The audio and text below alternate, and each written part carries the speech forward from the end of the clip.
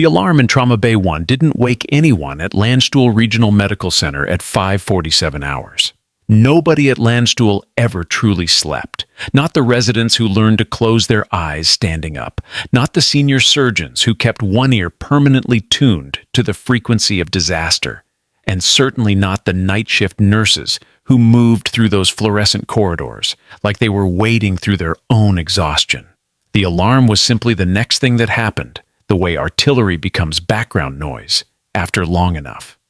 What did stop people was the sight of a woman they had never seen before, standing perfectly still in the middle of the briefing room, holding a clipboard she hadn't been given permission to hold. She was not remarkable in any obvious way. 5 feet 5 inches, slight build, dark hair pulled into a bun so precise it looked like it had been measured. No makeup, no jewelry. The hospital-issued scrubs she wore were the same shade of slate blue as everyone else's, and the name tag clipped to her chest read simply, Calloway, I-R-N. The only thing that didn't belong, and nobody noticed it yet, was the watch on her left wrist, matte black, military grade, with a face that displayed coordinates instead of decorative indices. A Garmin Tactics Delta, retail price, over $900, built for people who needed to know exactly where they were when everything around them was on fire. Nobody looked at the watch. They were too busy looking at Dr. Jasper Cole. He walked into the morning briefing the way he walked into every room at Landstuhl, like the architecture had been arranged specifically for his convenience. 53 years old, 22 of them in trauma surgery, with hands that had closed wounds in 3 combat zones, and a voice that carried the particular authority of someone who had never once been told he was wrong and believed this. He pulled the clipboard from Ivy Calloway's hands without a word of greeting, the way a person takes an umbrella from a coat rack, and flipped to her personnel file. His eyes moved down the page. They slowed at the bottom. Then he looked up. Darnall Army Community Hospital. He read the words like they were a punchline. Texas Pediatric Unit. He let a pause fill the room the way cold air fills a space, thoroughly, without asking permission. Do you know what we treat here, Nurse Calloway? Combat trauma, sir, she said. Her voice was flat as a horizon line. Combat trauma. He repeated it back to her with a slight upward inflection, the kind that technically isn't mockery, but functions identically. We receive the worst injuries produced by the worst places on Earth. Blast wounds, burns from IED fragmentation, traumatic amputations, multiple organ failure in patients who were healthy 24 hours ago. He closed the clipboard. We don't need someone who learned to take temperatures and change dressings for 8-year-olds. We need people who've seen what actually happens to a human body under modern combat conditions. 42 personnel were in that briefing room. Not a single one said anything. Ivy Calloway did not flinch. She did not break eye contact, and she did not look away. Her hands were loose at her sides, not balled, not gripping anything, and she stood with her feet shoulder-width apart in a posture that any career military person would have recognized as parade rest. Nobody in that room recognized it. They were all watching her face for the reaction they expected. Embarrassment or defensive argument, or the particular wilting that comes from being publicly reduced by someone with institutional power. She gave them none of it. Understood, sir, she said. Cole handed the clipboard to the nearest person and began the briefing. Nurse Holly Brennan, 26 years old, and 14 months into her first posting at Landstuhl, watched the new nurse from the second row. There was something about the way Calloway absorbed that opening volley, the way she received it and simply continued to exist inside it, that lodged itself in Holly's chest like a splinter. She leaned slightly toward the woman beside her and whispered, "Don't take it personally. He does that to everyone first week." Ivy Calloway turned her head a precise 2 inches. "I know," she said quietly. Then she turned back to the front. Holly didn't know what to make of that. She filed it away next to the watch she still hadn't noticed. The morning's first serious test arrived at 0914 hours, in the form of Nurse Floyd Barker, a broad-shouldered man of 41 who had spent 12 years as a medic with the 82nd Airborne before a knee injury redirected him into the hospital system. Floyd ran the overnight inventory with the discipline of a man who believed that misplaced supplies were a form of moral failure, and he had developed a very specific method for evaluating new staff. He handed them a clipboard and asked them to read the morphine administration protocol aloud for a trauma patient. It was a simple test. Read the protocol. Demonstrate basic competence. Move on. He gave the clipboard to Calloway outside room 4 and crossed his arms. She read the protocol. Intravenous morphine titration for acute trauma. Standard range of 2 to 4 milligrams per dose, with reassessment every 15 minutes. She read it without hesitation, her voice steady and precise, and Floyd was almost ready to be satisfied when she added, without looking up from the page, the standard protocol assumes a controlled environment, stable core temperature, and blood loss below 15% of total volume. If those conditions aren't met, the ceiling dose carries significant risk of respiratory depression. She looked up. In a fresh medevac case with environmental exposure, I'd push the floor down to 2 milligrams until we have a full picture. Floyd stared at her. That's not in the protocol, he said. No, she agreed. It isn't. She handed the clipboard back and walked toward room 4 to check the patient's IV line. Floyd stood in the hallway and watched her move, and there was something specific in the way she moved. Careful economy of motion, her back never fully turned to the open end of the corridor, that he couldn't immediately name, but that he recognized the way you recognize a song from childhood, partially, imprecisely, with the irritating certainty that you once knew all the words. He told himself it meant nothing. She'd read a textbook. People read textbooks. By 10:15 hours, the tension in the unit had developed the particular quality of bad weather, the kind you could feel in your joints before you could see in the sky. Doctor Amber Whitfield, who ran the unit's nursing coordination with the organizational efficiency of someone who considered chaos a personal insult, pulled together a brief assembly of senior nursing staff in the medication room. The new placement is performing outside her scope, Amber said, without preamble. She had the gift of making administrative language sound like prosecution. The incident with Dr. Cole's patient this morning, unsolicited procedural commentary, constitutes a documentation issue. I'm recommending a formal note in her file and restricted duties until her competency review is complete. Dr. Isaac Strand, the youngest attending physician, had wandered into the medication room looking for his coffee. He stood now holding an empty mug, listening. What was the commentary? He asked. She amended the morphine protocol verbally without authorization. Was she wrong? Amber turned to look at him with the measured patience of someone who considered the question irrelevant. That's not the point. It seems like it might be part of the point, Isaac said. Dr. Strand. The way she said his name managed to convey that she found his youth professionally inconvenient. We have a new placement with an undistinguished background who is performing outside her lane in a high-stakes trauma environment.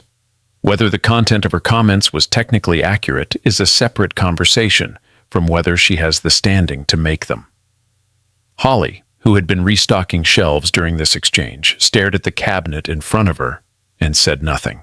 The splinter in her chest pressed a little deeper. The medevac came in at 11:03 hours. The alarm didn't build. It simply was, all at once, filling the hallway with structured urgency that separated the experienced staff from the newer ones in the way that a strong current separates strong swimmers from everyone else.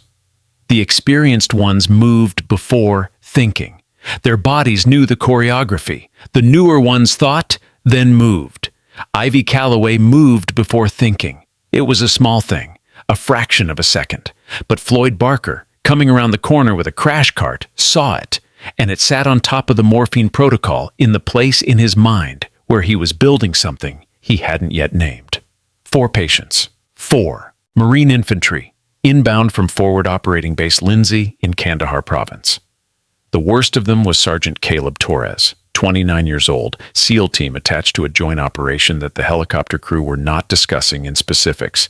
Left chest trauma from an IED detonation, suspected tension pneumothorax, oxygen saturation dropping. Dr. Cole took the case. He positioned his team with the precision of a man who had done this so many times that he had stopped noticing the individual people inside the process.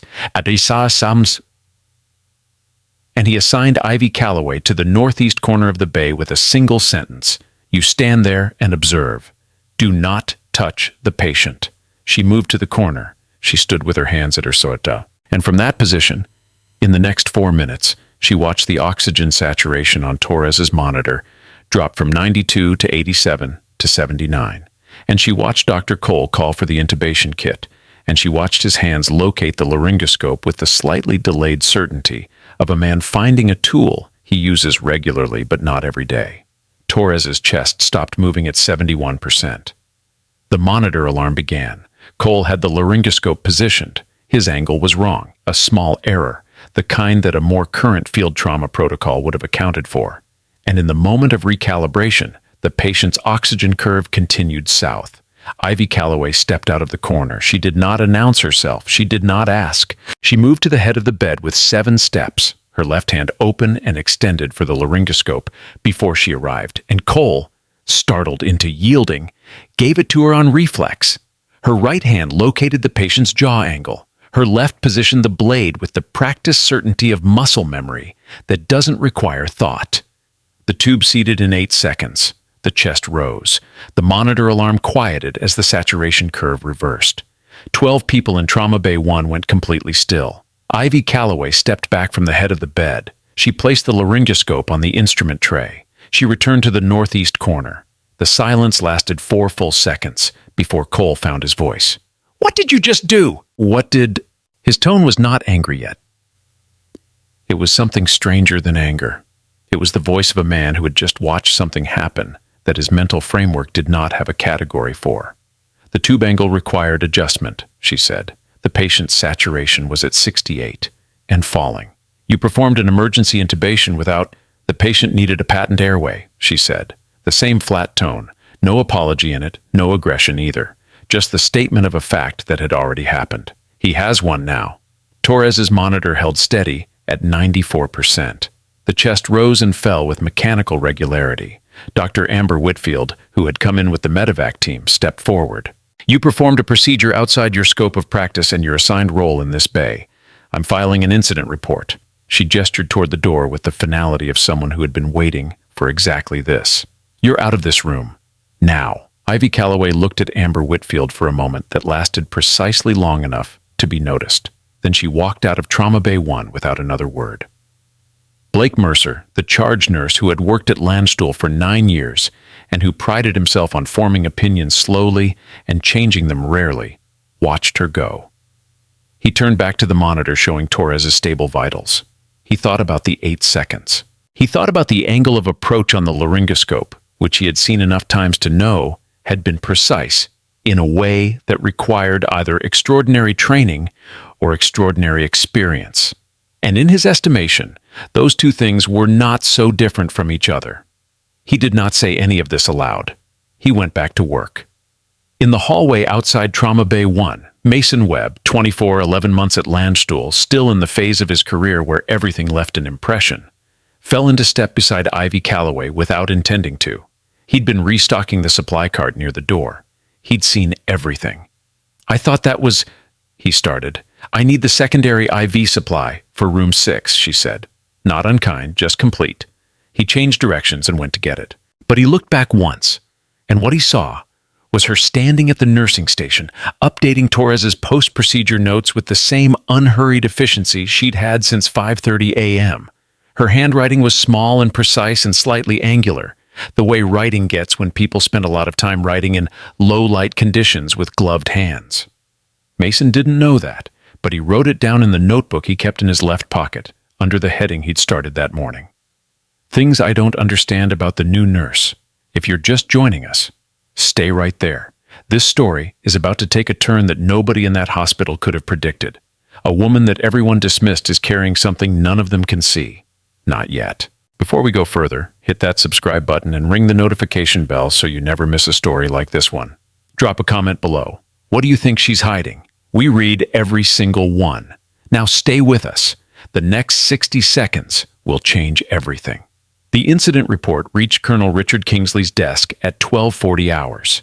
He read it with the unhurried attention of a man who had learned early in his career that the most important part of any document was often what it didn't say.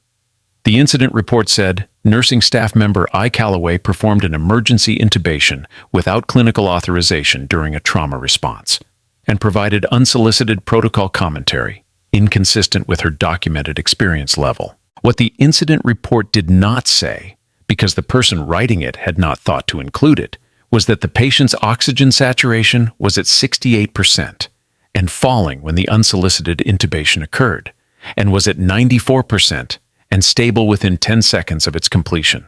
Kingsley pulled the personnel file and found the seal he had not expected, a crimson border around the final 2 pages, a small printed notice reading, "Restricted Access."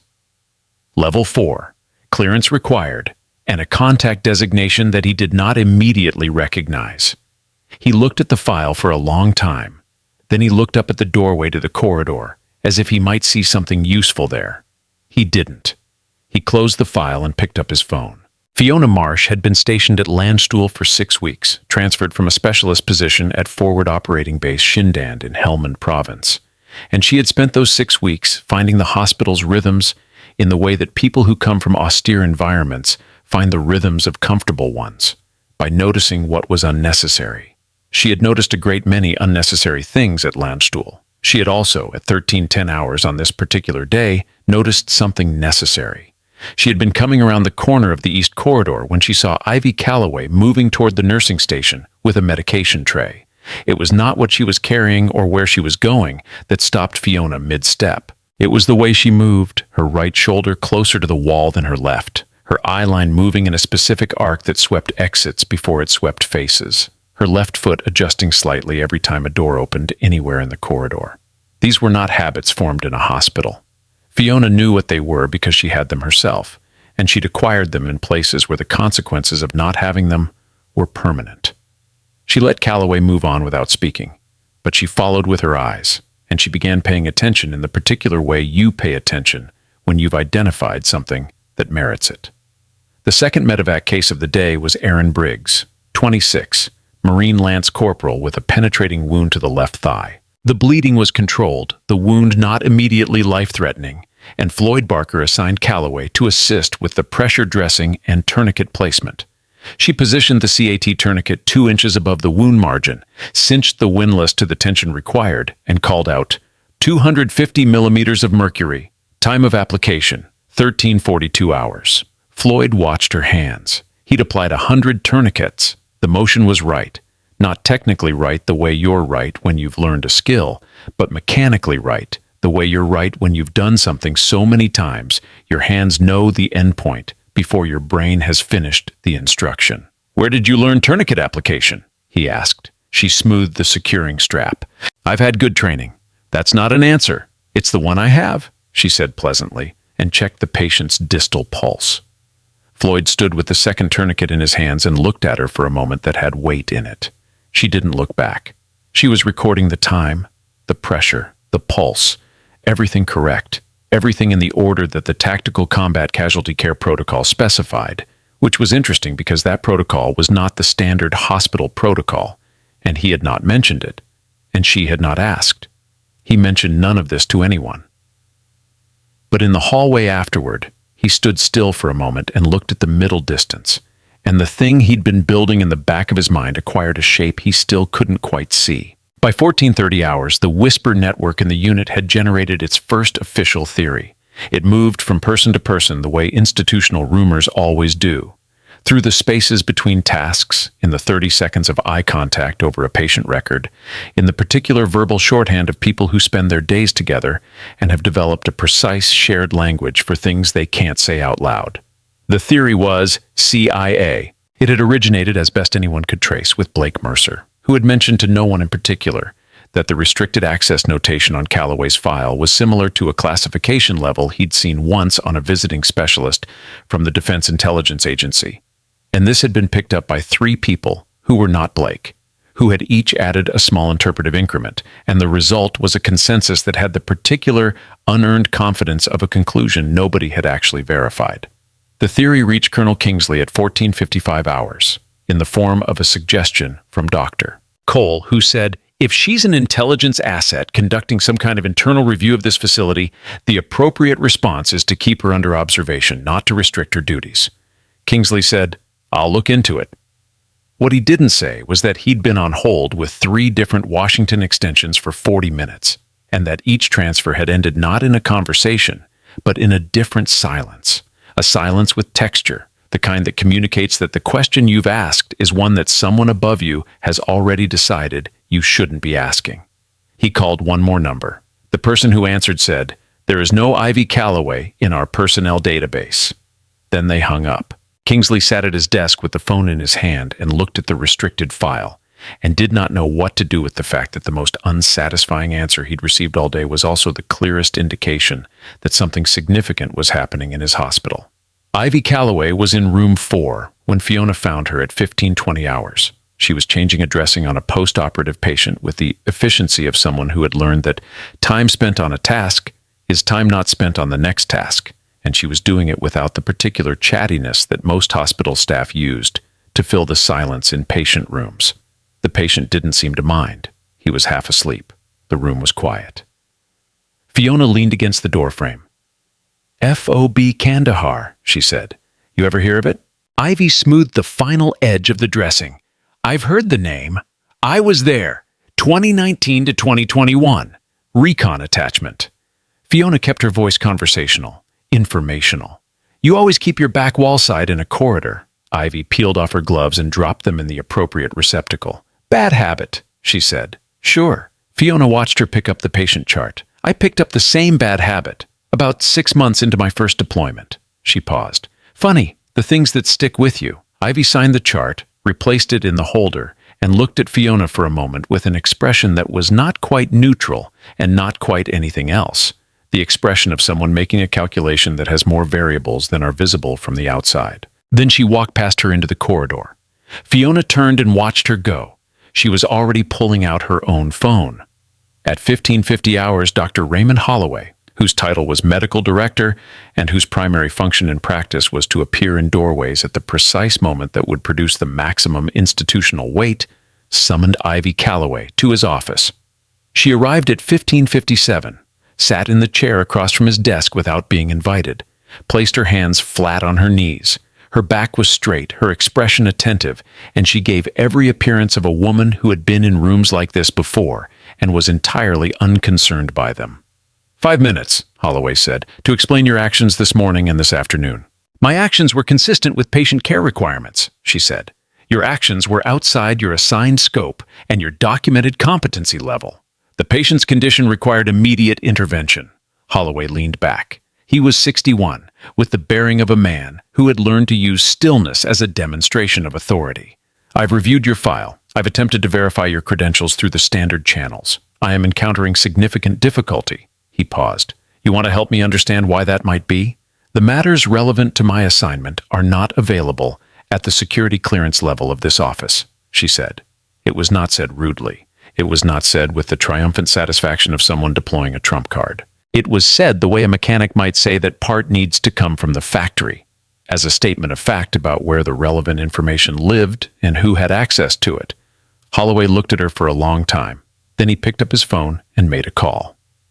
Agent Ethan Cross of the Criminal Investigation Division was 38, 6 feet tall, and had an expression of permanent professional skepticism that had served him well across 14 years of investigating fraud, impersonation, and the various creative ways that people found to be somewhere they weren't supposed to be.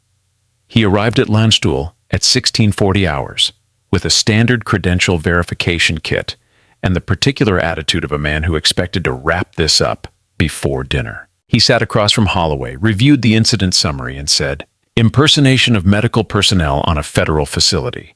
We'll have an ID on her within the hour. Dr. Isaac Strand, who had been in and out of Holloway's office twice for unrelated reasons and had absorbed more of this conversation than anyone intended, walked into the corridor and found Fiona Marsh at the nursing station.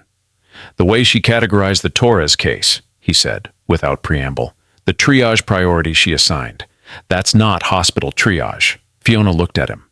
It's the TCC algorithm, he said. Tactical combat casualty care. That's a field combat protocol. You'd only know to use it if... He stopped. If you'd used it in conditions where it was necessary, Fiona finished. Isaac put down the chart he was holding. He looked at the corridor where Calloway had last been visible.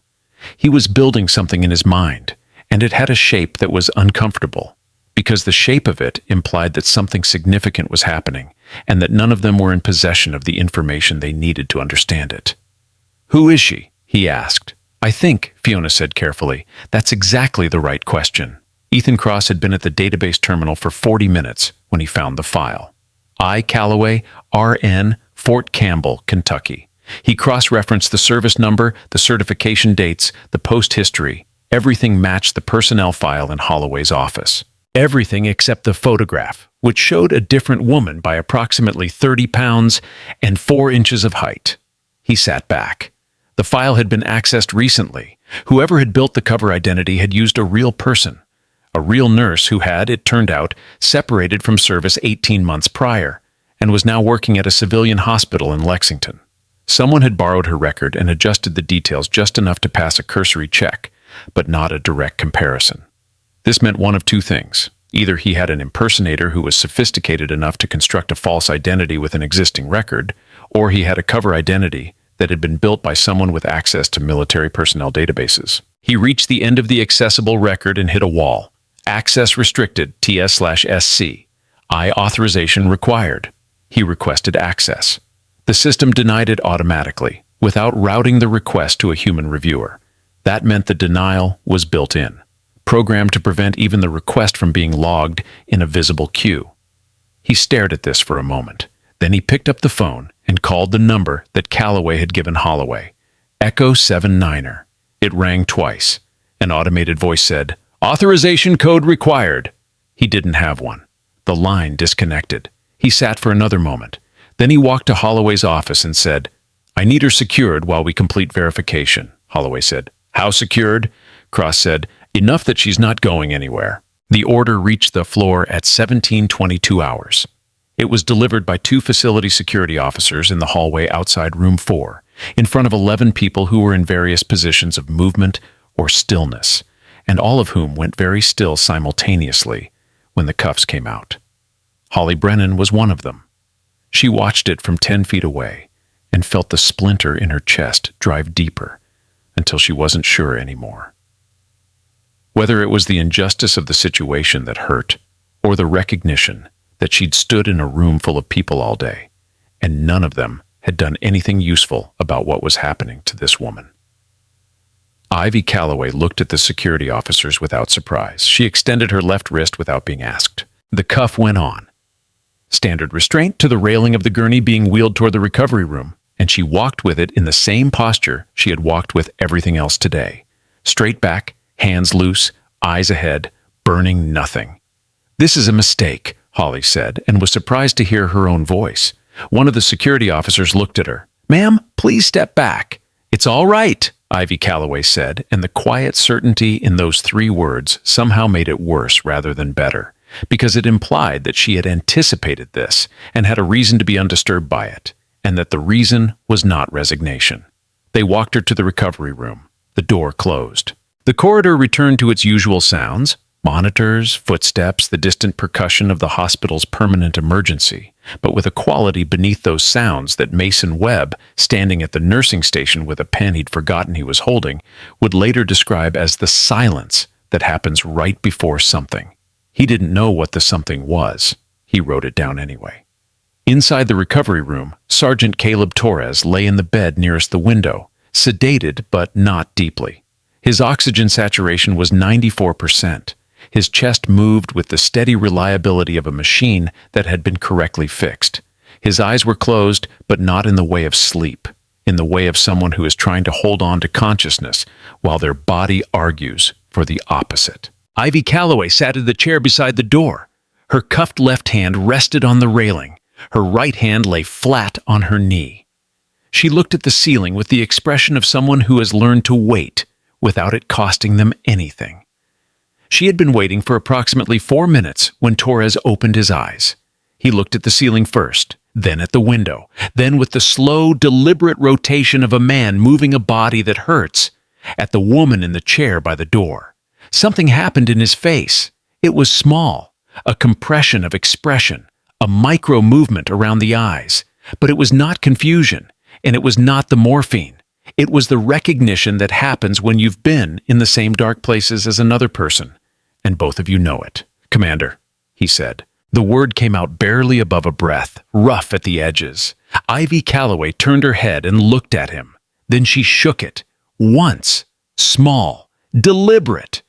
Torres looked at her for another moment. His eyes moved to the cuffed wrist. His jaw tightened slightly, which was all the reaction a man with his training permitted himself in a situation he couldn't control. Then he closed his eyes again and was quiet. In the hallway, Ethan Cross was at a database terminal for the third time in 2 hours and had just received the response that had drained the color from his face. Subject inquiry logged. Do not detain. Contact NSC immediately. He read it twice. National Security Council. The NSC didn't appear in a flag on a routine identity verification, unless the subject of the verification was in a category of personnel that the NSC considered its business, and the NSC considered very few things its business that were also within Ethan Cross's jurisdiction. He did not immediately report this to Holloway. He kept pulling the thread, because the thing about a thread is that once you've found it, you need to know what it connects to. He found a Navy record, partially visible through the search pathway he'd been authorized to use, with a photograph that had been redacted in every meaningful dimension except one: the edge of a wrist, a right wrist, with the lower portion of a tattoo visible, a numeral, and the lower third of a geometric symbol that he couldn't identify. He took a screenshot. He ran the symbol fragment through 3 different databases. The first 2 returned nothing. The third returned a single result, and then immediately returned an error message, which meant the database had recognized the query and decided he wasn't authorized to see the answer. He put the screenshot in his jacket pocket. He went to find Holloway. He told him, "I believe she may be a naval intelligence operative conducting an internal security review of this facility." Holloway looked at him. "So the answer is to keep her contained until we know more." "Yes," Cross said, because it was the only logical conclusion he could reach from where he was standing, which was, though he didn't know it yet, approximately 3 miles and 1 Belgian Malinois away from the right answer. "We're right at the halfway point, and if your jaw isn't on the floor yet, just wait. What's about to walk through that door will silence every single person in that trauma bay. Before the reveal hits, do us a favor. Like this video right now, if you think Ivy deserves better than what they gave her today. Share it with someone who needs to see a real warrior get the recognition they earned. Don't go anywhere. It's coming." The recovery room at 1758 hours was quiet, with the particular quality of quiet that hospitals produce in the late afternoon. All the urgency of the day still present, but driven underground, like a river that runs under ice. Holly Brennan was in the corridor outside the door. She wasn't assigned there. She had simply found herself there after completing her last task and not moving away, the way water finds the lowest point of a surface without deciding to. She looked through the glass panel in the door. Calloway was sitting exactly as she'd been sitting 40 minutes ago. Straight, still, the cuffed wrist resting on the railing without tension in it. There was no resignation in her posture. There was something that Holly, after a moment, identified as readiness. The posture of someone who was simply present in a room, waiting for the next thing, certain that the next thing was coming and that it was manageable. Mason appeared beside her. He'd been making a circuit of the floor, and he stopped when he saw Holly standing at the glass. He looked through it. "If someone was actually impersonating a nurse," he said slowly, "would they be sitting like that?" Holly looked at him. "I mean," he said, "someone pretending to be here, someone who was scared.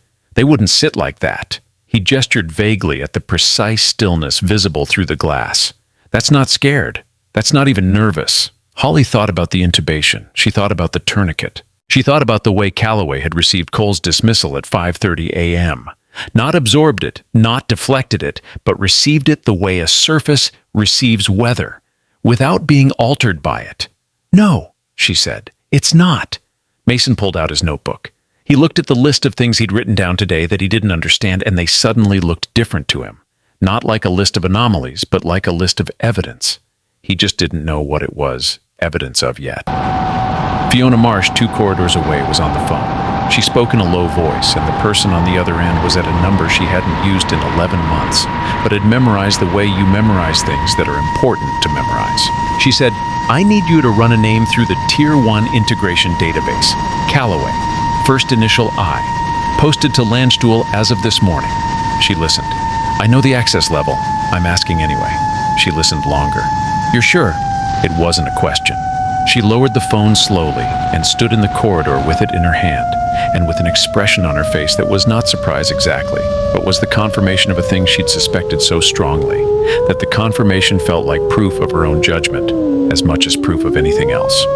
She put the phone in her pocket and walked toward the recovery room. Colonel Kingsley received the flag from Ethan Cross's inquiry at 1812 hours, not directly, but through the administrative back channel that the hospital security systems use to notify command of unusual database activity.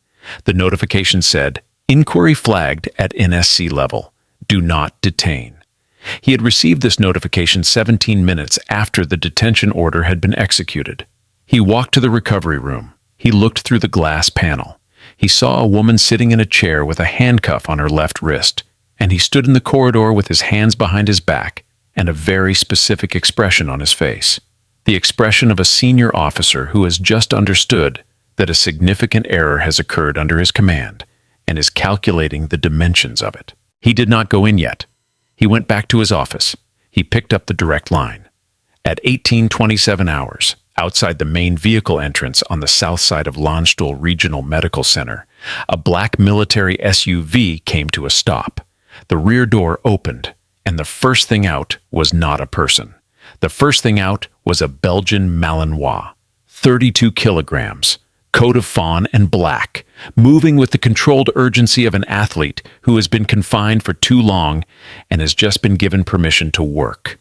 The fur at his shoulders was marked with the red-brown of dried clay, and one of his front legs carried a bandage above the paw that he was choosing to ignore entirely. Around his neck was his standard tactical collar, but between his jaws, clenched with the careful precision of a dog trained to carry objects without damaging them, was something that did not belong to any standard equipment manifest.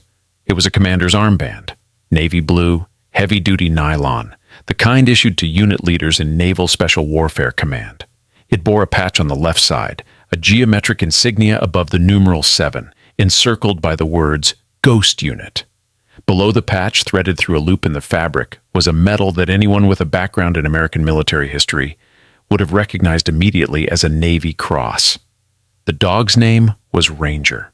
He cleared the SUV door and stood on the pavement for approximately 2 seconds, his nose moving in a complex arc, the systematic triangulation of a trained scent tracker fixing a location. Then he moved, not ran, moved with the specific, purposeful efficiency of a working dog who knows exactly where he's going and has no interest in anything else. He went through the main doors as they opened for a departing staff member. He moved down the first corridor at a pace that made personnel step aside. He ignored Dr. Cole, who came out of a doorway and said, "What the?" and stopped. He ignored Floyd Barker, who reached for him and missed. He ignored every doorway except the one at the end of the East Recovery Corridor, which was the one that stood between him and what he'd been sent to find. The door was closed. He sat in front of it. He made a single sound, not loud but carrying, and looked at the glass panel. Mason saw him first. He made a sound that was not quite a word. Hawley turned.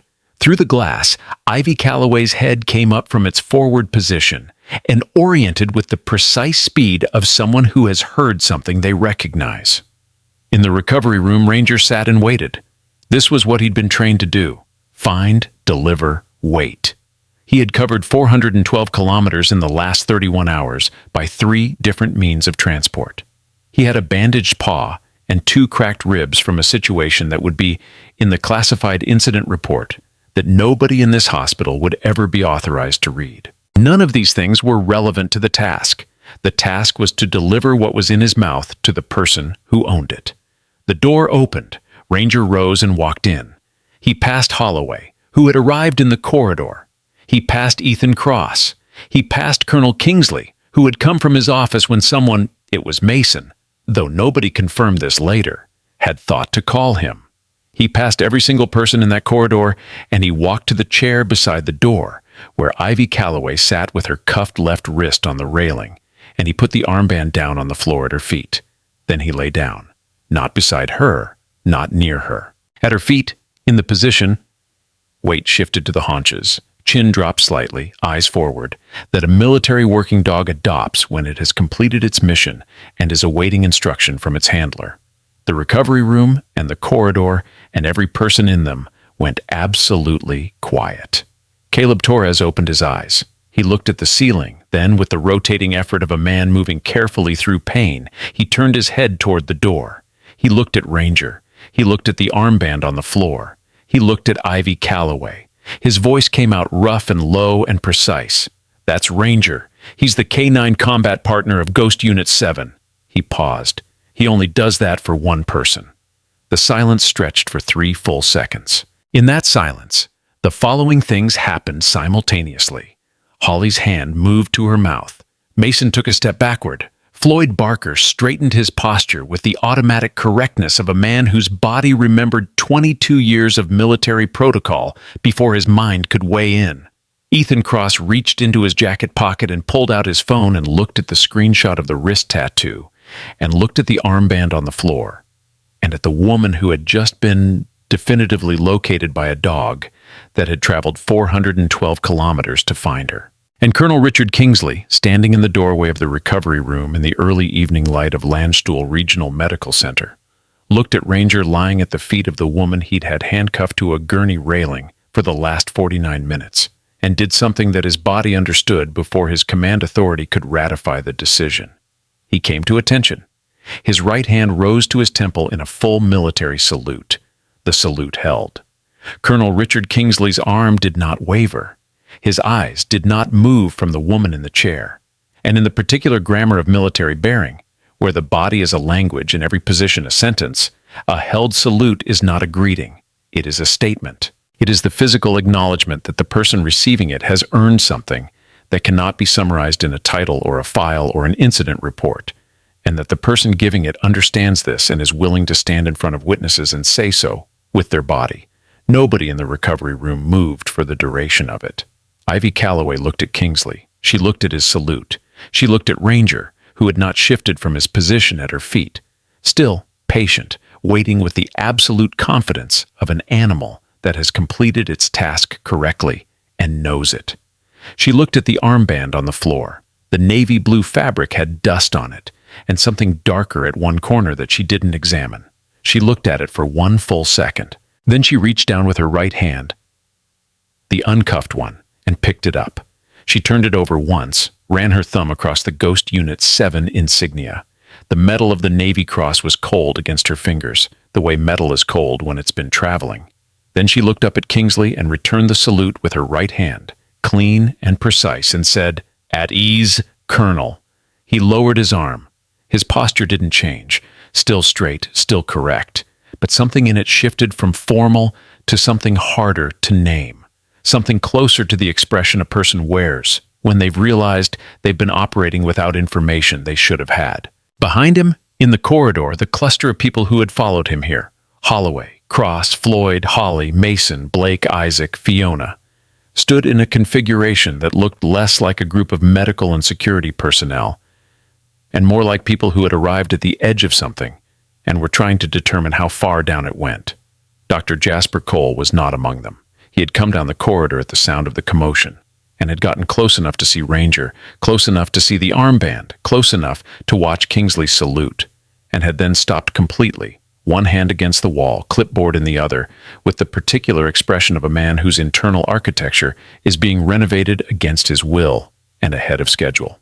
Ethan Cross looked at his phone. He looked at the screenshot of the partial wrist tattoo, the numeral and the lower portion of the geometric symbol he'd been unable to identify.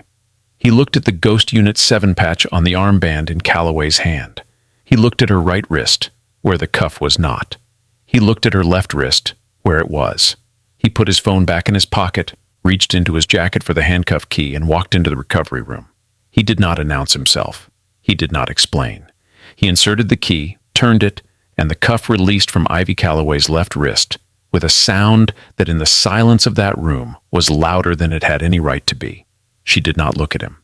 She did not say anything. She slid the armband onto her right wrist and fastened it with the practiced single-handed motion of someone who had done it thousands of times, and then she rested both hands in her lap and sat in the chair with the quiet completeness of someone who has been waiting for a room to catch up to her and has now given it permission to. The red mark on her left wrist, where the cuff had been for 49 minutes, was visible to everyone who looked. Floyd Barker looked at it. He looked at it for a long time, and something in his expression shifted in the way that a landscape shifts after a rain. Not dramatically, but fundamentally, in ways that change how the light falls on everything.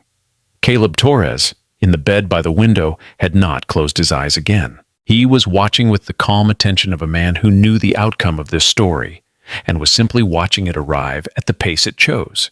His oxygen saturation held at 94%. His chart was correct. His airway was patent. The woman who had secured these facts was sitting 8 feet from him with a red mark on her wrist and a navy cross resting against her forearm. "Somebody," Torres said with the economy of a man rationing breath. "Want to get him water?" Everyone looked at him. "Ranger," he clarified. "He's been working." Holly moved before anyone else could. She found a stainless steel bowl from the supply cart in the corridor. It was intended for something else, and she did not particularly care. Filled it from the sink in room 3, and brought it into the recovery room without asking anyone's permission.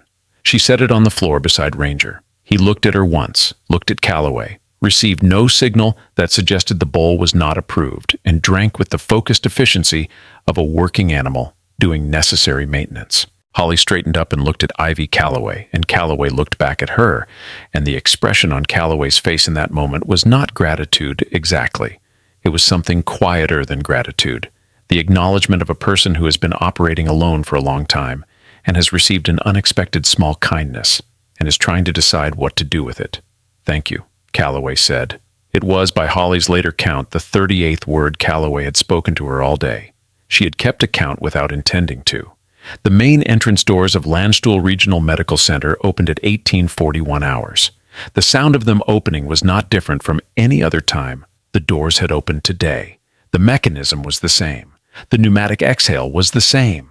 What was different was what came through them, and the effect of that difference moved through the corridor in a wave that began at the entrance and reached the recovery room before the footsteps did. Vice Admiral Liam Porter was 61 years old, 4 stars, and moved through the corridor with the kind of command gravity that is not performed and cannot be imitated. The kind that accumulates over decades of decisions made in conditions where the wrong decision had permanent consequences. He was in full dress uniform. The stars on his collar caught the fluorescent light. Behind him walked 2 aides whose function was to exist in his vicinity in case he needed something, and who were currently redundant because the corridor was providing everything required.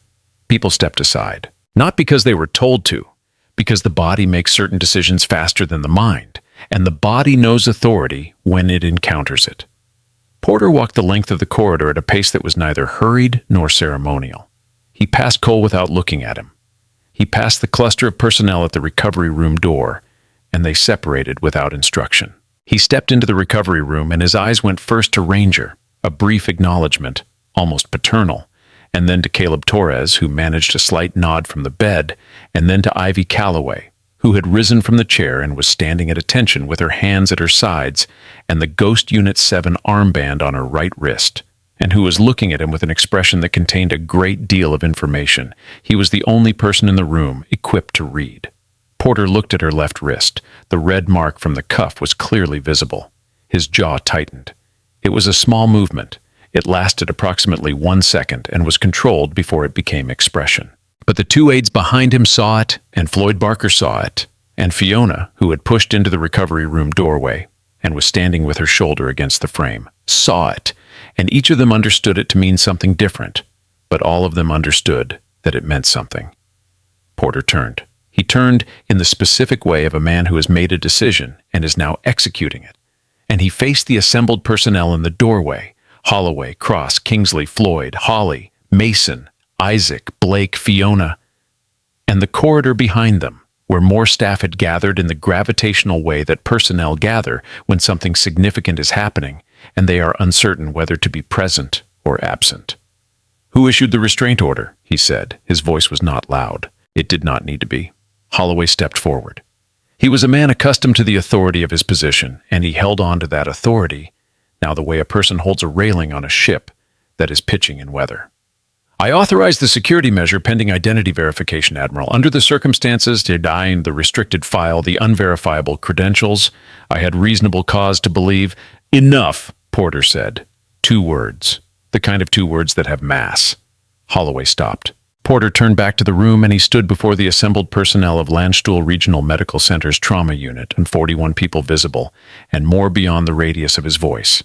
And he spoke with the deliberate clarity of a man who understands that what he says now will be carried out of this building in the memories of everyone present. Lieutenant Commander Ivy Calloway, he said each part of the name as a distinct unit, giving it its weight. Ghost Unit 7, Naval Special Warfare Command, Tier 1 Combat Medical Officer, 27 months at Kandahar Province, 11 months at Fallujah, Anbar Province. A pause. Navy Cross, Silver Star, 3 Purple Hearts. The recovery room received these words in silence. The Navy Cross is the second highest military decoration in the United States Navy. It is awarded for extraordinary heroism in combat against an armed enemy force. There were people in that corridor who had spent their careers in proximity to the military and had never been in the same room as a Navy Cross recipient. They were in the same room as one now. They had been in the same room as one since 5:30 a.m. Mason Webb, standing at the back of the corridor with his notebook in his hand, had stopped writing. He was not sure when he had stopped. He was looking at the list of things he'd written down today that he didn't understand, and he understood all of them now. And the understanding had a quality he'd never felt before. Not the clean satisfaction of a solved problem, but something raw, something that sat in his chest next to the recognition that he'd watched it happen all day and hadn't known what he was watching. Holly was looking at the red mark on Calloway's wrist. She was going to look at it in her memory for a long time afterward. She knew this with the certainty of someone who has witnessed a thing that will not release them. Jasper Cole was not in the room. He was in the corridor, at the outer edge of the gathered personnel, and he was holding his clipboard with both hands the way people hold things when their hands need something to do. His face had the specific blankness of a man who is processing a recalculation so fundamental that his expressions have gone offline while the work is completed. Dr. Amber Whitfield was 4 people away from Cole in the corridor, and she was looking at her phone. At 1844 hours, she had taken several photographs.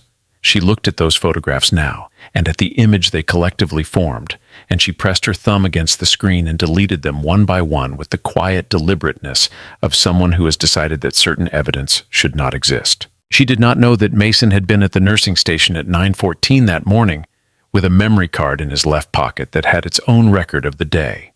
Floyd Barker had come to attention somewhere during Porter's recitation. He did not remember doing it. He was simply standing correctly, with his hands flat at his sides and his posture straight, because 22 years of muscle memory had recognized the context and responded accordingly. Ethan Cross was looking at the floor. He was a man of professional skepticism and long experience, and he was looking at the floor the way a person looks when they are conducting an honest inventory of what they got wrong and finding the inventory longer than they'd expected.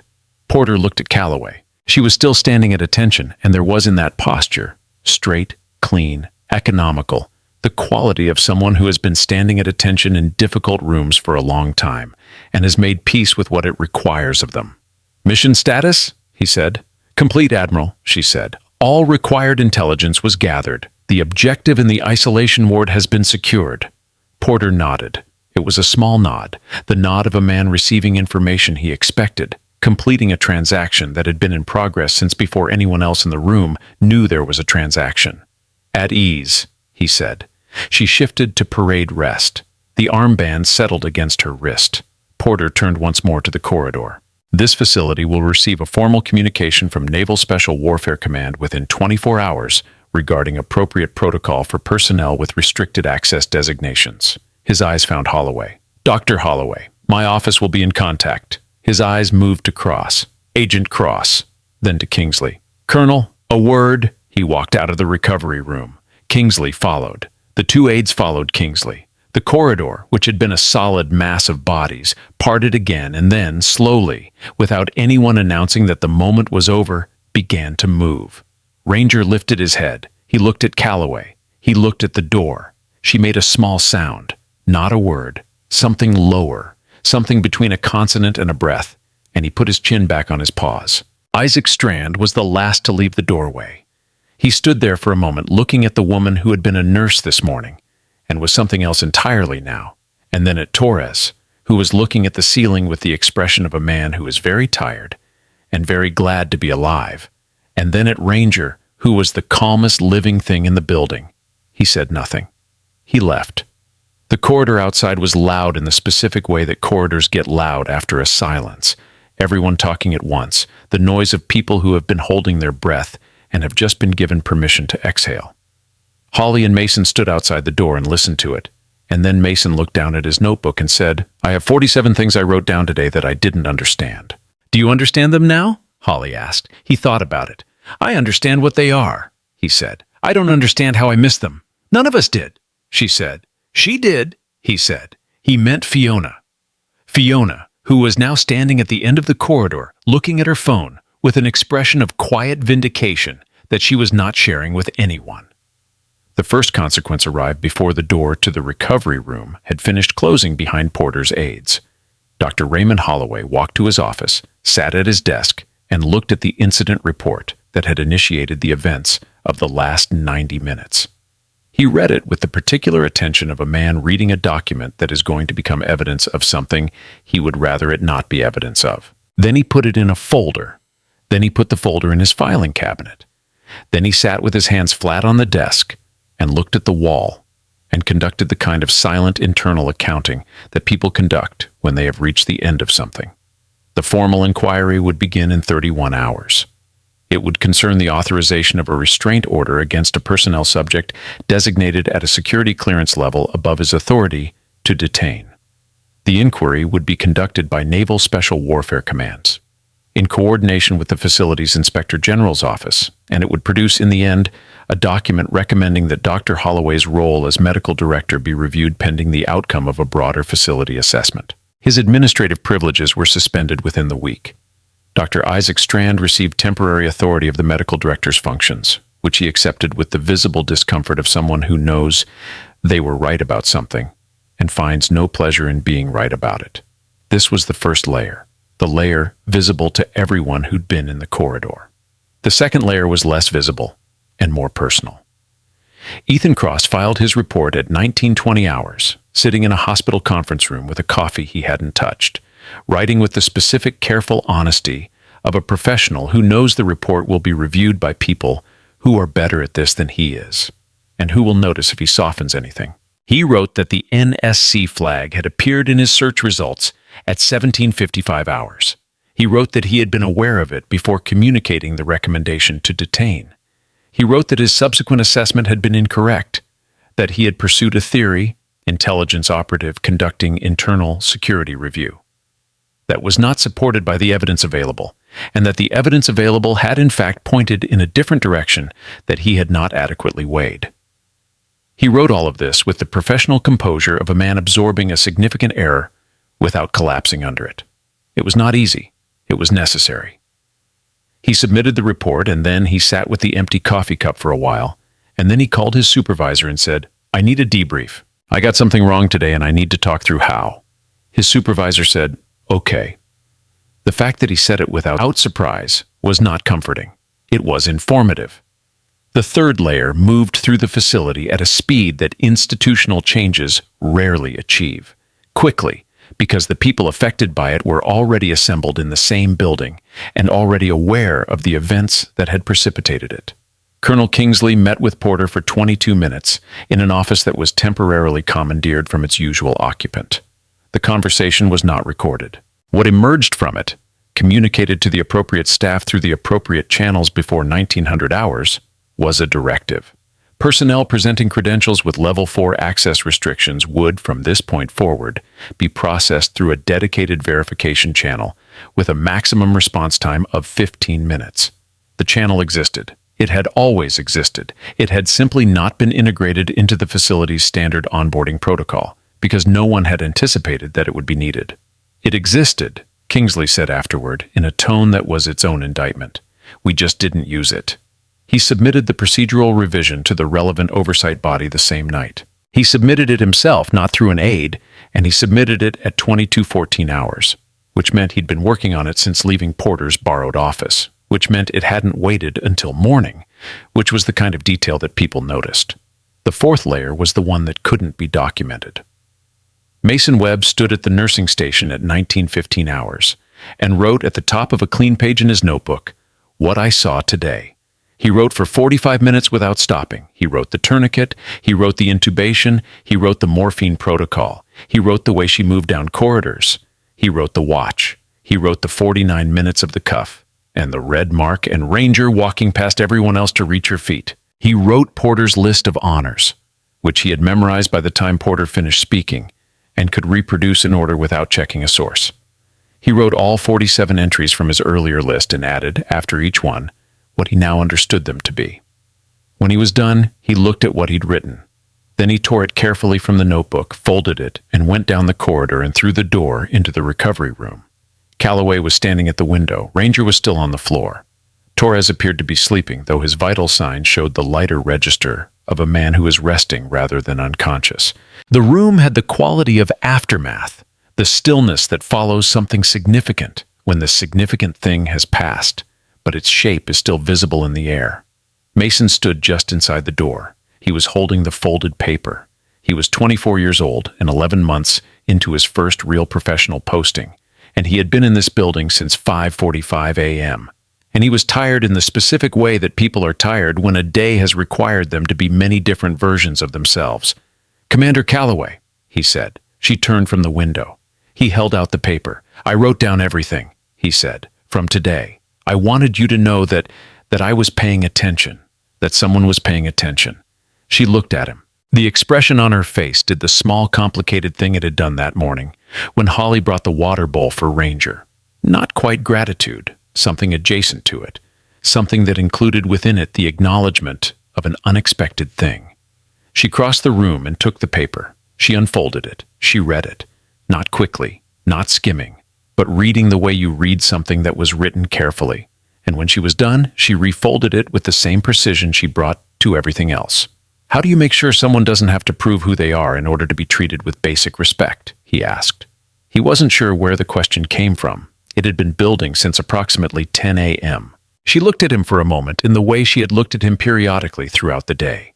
The evaluative look, the look that took a genuine measure of what was in front of it. "You just asked the right question," she said. He waited for more. There was no more. She turned back to the window. He stood there for another moment. Then he nodded at Ranger, who didn't acknowledge him but whose tail moved once, slightly, in what Mason chose to interpret as communication. Then he went back to the corridor and stood in it, and thought about the question he'd asked and the answer he'd received, and he thought about it for the rest of the shift, and for several days afterward. And it changed the way he did his job in ways that were small and consistent and impossible to point to individually, but were visible in aggregate to anyone who knew what to look for. Floyd Barker found Calloway in the corridor at 1940 hours. She was coming from the supply room with a small kit. She had not, apparently, considered the evening's events a sufficient reason to leave before the end of her assigned shift. He fell into step beside her without planning to, the way he'd done things all day without planning them. "The morphine protocol this morning," he said. "Yes, you were right about the field conditions." "I know," she said. Not unkindly. "I tested you," he said. "The tourniquet, the protocol. I was looking for the error. I know that too." He walked 3 more steps beside her. "You passed things I wouldn't have passed if I didn't know they were tests," he said. "And you didn't know they were tests." "I knew," she said. He looked at her. "They're always tests," she said. "Every environment, every person you work with, every task in a new place." She shifted the kit to her other hand. "The question isn't whether you're being evaluated. The question is whether the thing you know is real enough to hold up when it's tested by someone who doesn't know you." Floyd processed this for a moment. They reached the nursing station. He stopped. "I should have," he started. "You did what made sense with the information you had," she said. "That's all any of us can do." She set the kit on the counter. She looked at him directly, and it was the first time all day that the look she gave him didn't contain any calculation, just the simple, even regard of one professional for another. "Your instincts weren't wrong. You knew something was off. You just didn't know which direction the off was coming from." Floyd held that for a moment. Then he nodded once, the specific nod of a man who has received something and intends to keep it. "For what it's worth," he said, "I'd want you in the room if it went wrong." She picked up the kit. "I'll take that," she said, and walked away. He watched her go, and the thing he'd been building in his mind all day finally had a shape he could name. It was respect, accumulated piece by piece since 9:14 a.m., and it sat in him now with the weight and solidity of a thing that had been earned rather than given. The conversation between Jasper Cole and Ivy Calloway happened at 20:06 hours in the East Corridor, without an audience. Cole had been waiting, not obviously. He'd been doing the things a person does when they were waiting without wanting to appear to be waiting. Reviewing charts he'd already reviewed, making phone calls of secondary importance. But the corridor was not large, and Landstuhl was not a place that permitted sustained avoidance of anything for long. She came around the corner from the supply room with a report form in her hand and stopped 3 feet away from him. He was standing against the wall. He had left his clipboard somewhere. It was the first time today she'd seen him without it. And he looked, without it, slightly smaller than he had this morning, which was not a physical observation. He straightened. He looked at her.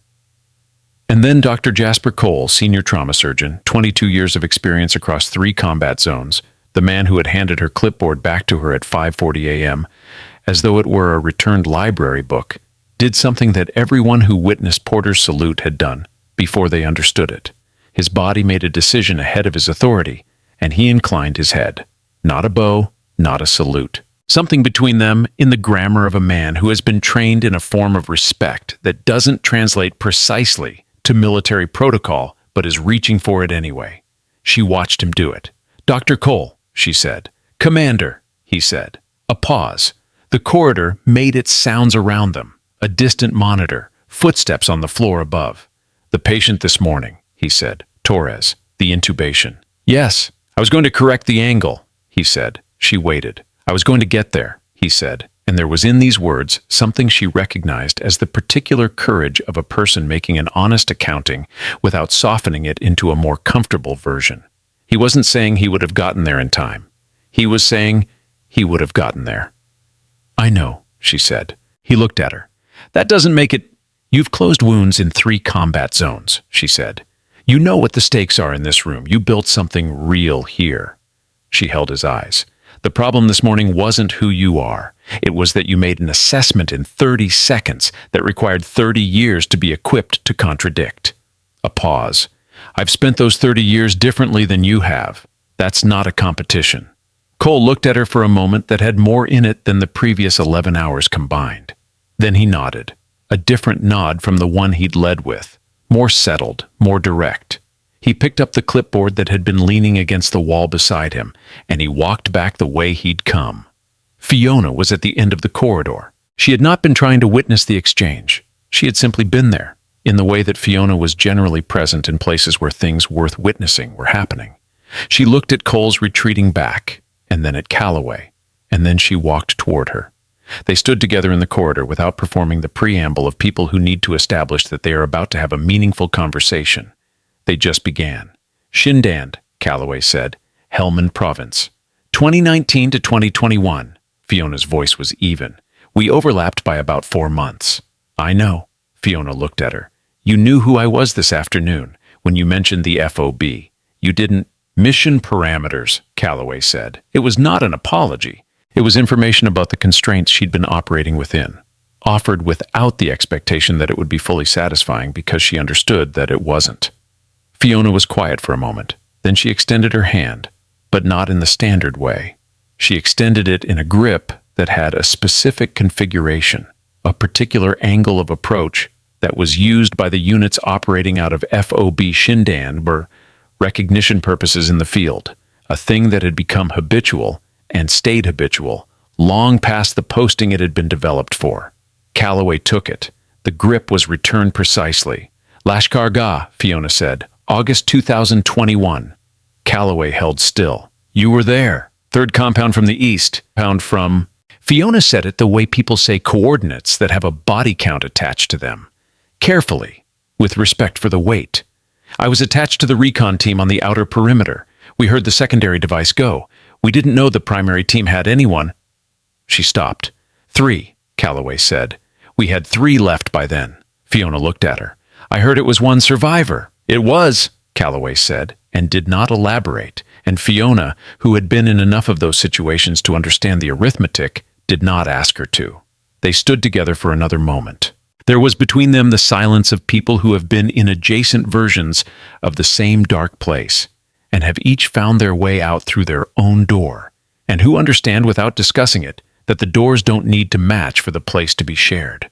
"You're going to take the new command," Fiona said. It was not quite a question. "I haven't decided." Fiona looked at her steadily. "The new unit needs someone who's been to every level of what the job requires." She paused. "There aren't many."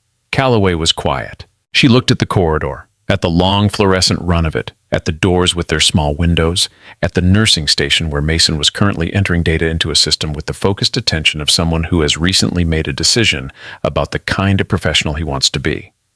At Holly, who was checking vitals in room 3 with the practiced care of a person who will, Calloway had determined sometime in the last hour, be genuinely excellent at this job in ways that will be invisible to the people above her until they are not. "FOB Shindand, huh?" Calloway said finally, not to Fiona, or not only to Fiona. Fiona smiled. It was a small smile, the smile of a person who has been right about something they needed to be right about. "Third compound from the east," she said again. Then she turned and walked down the corridor, and that was the end of it, and also the beginning of something else that neither of them would be able to name for several weeks. Every person in that hospital will remember this day for the rest of their careers. If this story landed the way we think it did, share it. Show someone what real service looks like, what it costs, and what it's owed. Subscribe if you haven't already, and let us know in the comments. Did you see the reveal coming? We read everything. We'll see you in the next story. Porter found Calloway at the south entrance at 20:32 hours. She was standing outside in the winter air of Kaiserslautern. No coat, the scrub she'd been wearing for 15 hours, the Ghost Unit 7 armband on her wrist catching the light from the entrance panel.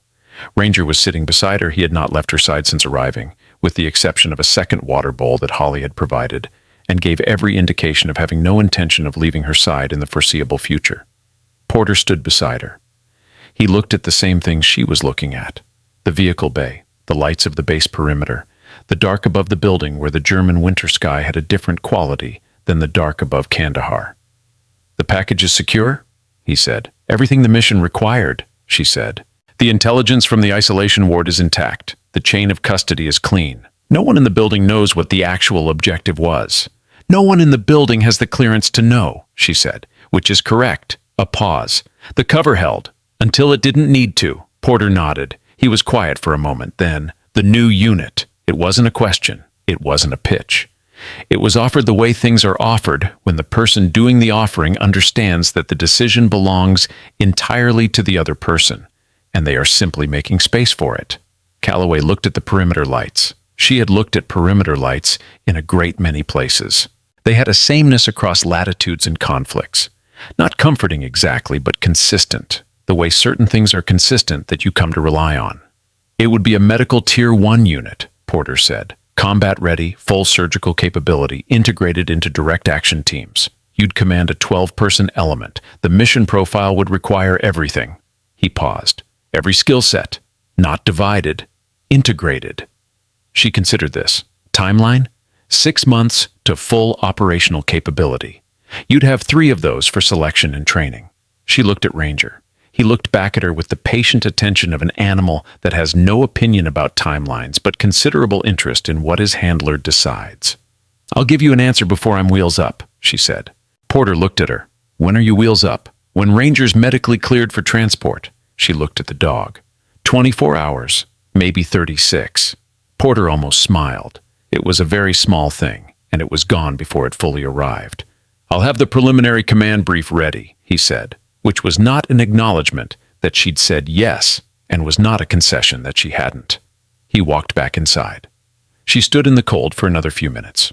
Ranger leaned slightly against her right leg. It was not a trained behavior. It was the behavior of a dog that has found the person it was looking for and is unwilling to create unnecessary distance. She put her hand on his head once, briefly, and then took it away. The night shift change at Landstuhl Regional Medical Center happened at 2100 hours, as it always did, with the careful passing of charts and the accounting of every patient and the quiet orientation of one team to the work of the next. But the transition on this particular evening had a quality beneath its routine surface, a quality of people carrying something from the day that was not going to fit cleanly into an end-of-shift debrief and was not going to be left in the building when they went home. Holly completed her handoff at 21:14 hours. She stood at the nursing station for a moment afterward, her jacket over her arm, her bag on her shoulder, not yet moving toward the door. She was looking at the notation she'd added to Torres's chart, standard nursing note, post-procedure vitals, medication schedule, and thinking about the fact that the procedure she was noting had been performed by a woman she'd been told to stand clear of, and that if the woman had stood clear of herself, the chart would have had a different kind of notation in it. Mason appeared beside her. He had his notebook in his hand. He had been adding to it since the corridor. "What do we do with today?" he asked. Holly thought about it. "We carry it," she said, "and we do the next thing differently because of it." "That's it?" She looked at the chart. "What else is there?" He thought about this. He looked at his notebook. Then he closed it and put it in his pocket. "I'm going to remember the 47 things," he said. "I'm going to remember that I wrote them down without knowing what they were. And then I'm going to spend the rest of my career making sure I learn to recognize them faster." Holly nodded. This seemed right to her. She put her jacket on and walked toward the exit. At 21:40 hours, the recovery room was quiet. Torres was sleeping. Actual sleep now. The deeper register. The vital signs of a body that had decided it was safe enough to restore itself. Ranger had rearranged himself beside the door, curled with his nose against the threshold, the light from the corridor making a thin line along his flank. The bowl Holly had provided still had water in it. Ivy Calloway sat in the chair she had occupied since the afternoon, except that the cuff was no longer on her left wrist, and she had changed out of the hospital scrubs into her own clothes. Standard issue civilian basewear, dark and without insignia. The armband remained on her right wrist. It would remain there until she put it on a rack in a place she was not thinking about yet. She had her satellite phone in her right hand. She had retrieved it from the locker where she'd stored it at 5:29 a.m. She turned it over once, twice. The weight of it was familiar. She looked at Torres. She thought about Lashkar Gah. She thought about the 3 people who had gone into that compound and the arithmetic that had come out. And she thought about what Fiona had said. "I heard it was one survivor." And she thought about the fact that the one survivor was now sitting in a hospital room in Germany with a satellite phone in her hand and a dog by the door, and that this was not the most impossible configuration the last several years had produced. She turned the phone on. She looked at the screen. She opened a communication window. She typed a code, not a name, not a number, a code, and waited. The response came in 47 seconds. Acknowledged. Standing by. She typed, "Package secure. Mission complete. Request 24-hour delay for asset medical clearance." The response, "Granted. Transport arranged upon confirmation." She closed the window. She put the phone in her jacket pocket. She leaned back in the chair and looked at the ceiling, which was the plain suspended tile ceiling of a hospital recovery room, and was therefore unremarkable, and was therefore exactly what she needed to look at. After a while, Ranger lifted his head from the threshold and looked at her. She made no sound, but he read something from the quality of her stillness and lowered his chin back to the floor, satisfied. The satellite phone vibrated at 22:03 hours. One vibration, the pattern she had programmed for high-priority contact. She answered without speaking. "Ghost 7, the voice said. "Confirm receipt." "Confirmed," she said. "Package secure. There's a development." The voice was unhurried, specific, the voice of a person communicating in conditions that reward precision. "The extraction you facilitated, the intelligence in the isolation ward. We ran preliminary analysis." She waited. "It connects to something larger than the initial brief indicated," the voice said. "There's a second node. Location is being triangulated now." She was quiet for a moment. "That's not in the original mission scope." "No," the voice agreed. "It's not." Another silence. Ranger had lifted his head again. "When?" she said. 72 hours, possibly less." She looked at Ranger's bandaged paw. She looked at Torres's vital signs on the monitor. She looked at the ceiling again. "I'll need Ranger cleared by a military vet first," she said. "Understood. And I'll need the full file on the second node. Being prepared." She ended the call. She put the phone back in her pocket. She sat in the chair in the quiet recovery room and looked at nothing in particular for approximately 40 seconds, which was how long it took for the shape of the next thing to resolve from the surrounding uncertainty into something she could work with. Then she pulled the phone back out and opened a different window. the communication thread with Porter's secured line, and typed 6 words. "I'll take the command. Let's talk." She sent it. She put the phone away. Ranger's tail moved once. He had not been watching the phone. He had been watching her face. "Yeah," she said quietly. "I know." She stood up from the chair. She moved to the window, the one Torres had been facing all afternoon, the one that looked out over the facility vehicle bay, and beyond it the lights of the perimeter, and beyond those the dark shape of the German winter landscape. She stood with her feet shoulder-width apart and her hands loose at her sides, and she looked out at all of it. The south vehicle bay at 22:17 hours had 4 vehicles in it, 2 transport vans, an ambulance held on standby, and the black military SUV that had brought Porter from Ramstein Air Base. The SUV's driver had left the vehicle and gone inside at some point in the evening. The vehicle sat unoccupied. Calloway noticed, in the way that people who have trained themselves to notice things that are wrong, notice things that are wrong, that the headlights of a vehicle at the far edge of the vehicle bay were off. This was not unusual. Parking with headlights off is standard. What was unusual was that the vehicle had not been there when she'd stood outside with Porter at 20:32 hours, and she could see from the angle that it was not a facility vehicle, and it had not moved. She noted this with the specific quality of attention that files things rather than acts on them immediately. She noted the model, dark-colored sedan, European, plate partially obscured, and the position which gave it sightlines to the main entrance and the south exit simultaneously. She did not move from the window. The phone vibrated twice in her pocket, the pattern for incoming encrypted message. She pulled it out. The message was from the secure contact address she'd used 11 minutes ago. Vehicle bearing southwest, unattributed surveillance, not ours. Exercise discretion. She read this twice. Then she looked at the vehicle bay again. The sedan had not moved. She typed, "How long?" The response came in 19 seconds. "Unknown. Possibly since your arrival this AM." She lowered the phone. She thought about the 14 hours she had spent in this building, visible to 40-plus personnel, performing functions that did not invite scrutiny from outside the building. She thought about the package in the isolation ward and the intelligence she'd extracted, and the second node that was resolving somewhere in the analysis chain 72 hours from now. She thought about Lashkar-Gah and the secondary device and the arithmetic. She looked at Ranger. He was already up. He had been watching her face again, and her face had changed in some way that he understood without needing to classify. She fastened the armband's buckle. She checked her jacket pocket, phone, credentials, nothing extraneous. She looked at Torres's vitals one more time. 94%. Steady. The chart on the monitor was clean and correct, the work of a morning that had happened many hours ago, done by a version of herself that this room had required. She moved to the door. Ranger moved with her, the bandaged paw accepting his weight without complaint. The collar's tags silent because she had taped them at some point in the evening without thinking about it. She put her hand on the door. "Ranger?" she said. Her voice was the same as it had been at 5:30 a.m. The same flat register, the same absence of performance, the same quality of a person who has decided what they're going to do and is simply doing it. He looked up at her. "Start again," she said. He went through the door first. The corridor was quiet. The night shift had settled into its rhythms. Holly was gone. Mason was gone. Floyd had gone home 2 hours ago. The nursing station had a different face at it now. Someone Calloway had not met, who looked up briefly as she passed, noted the armband, and returned to the intake form they were completing. She walked the length of the corridor to the south exit.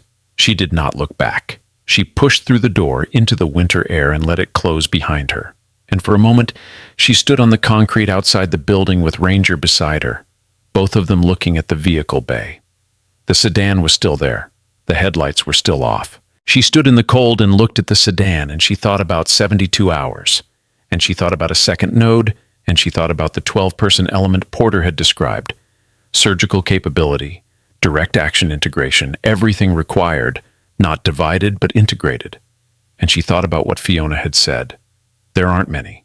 There weren't many. There never had been. There were people who had one thing, and people who had another.